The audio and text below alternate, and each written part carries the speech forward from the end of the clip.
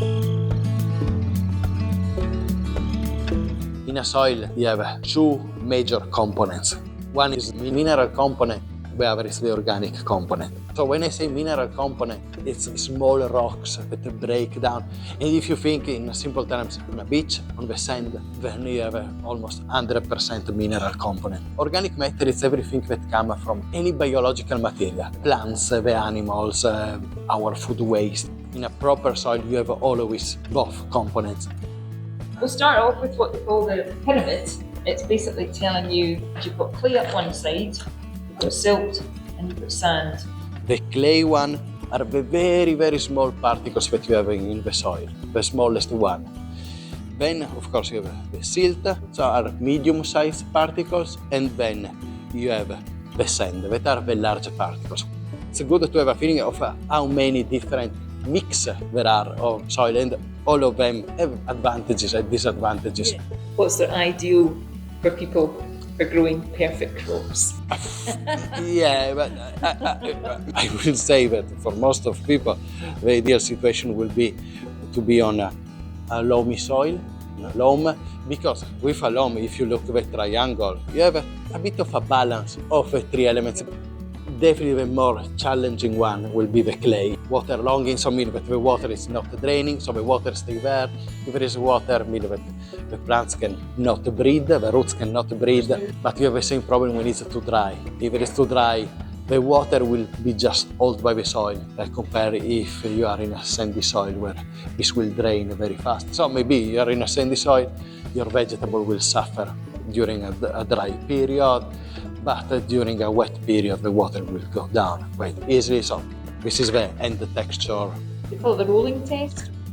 If you use this, you will end up not to have a single percentage of the different components, but an overall feeling of what it's the mix of the three components. That feeling can help you to take a lot of choice then during your gardening. First of all, look to the color of the soil. When you see that it's very dark, very almost black, there's a lot of organic matter.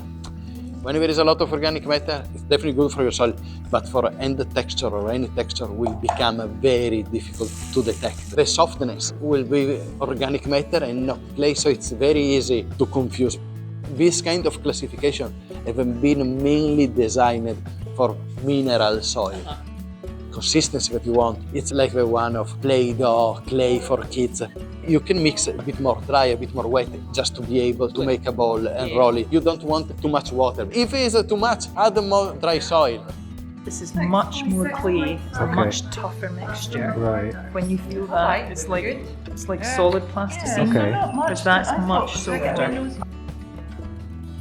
We really want to know what is the pH of your soil. Soft fruits definitely prefer more acidic than vegetables. If there is a lot of organic matter, generally it's more on the acidic side. Manure will lower the pH. If it's older and more rotted. Yeah, that will less a problem. You don't want to put in something that is very fresh. I mean, they're not completely foolproof, but they're really useful to give you a guide, and it does mean if you do have an extreme, you'll find out. Yeah, but yeah. just make sure that you test different parts of the soil, so it won't vary from one part of the garden to the other. Put double of water in terms of that volume. You don't want too much water because otherwise you get a dilution. Give a good mix. And then we'll let them sit for a while to settle. The test will happen in water, so you need enough water to submerge the stream. And then look to the color with a chart. Around about 7 is good. Because if you are at the extreme, or one or the other, at least you know, at least I will buy that plant or not the other plant, especially because the extremes may be just in one spot of the garden, will not the full garden.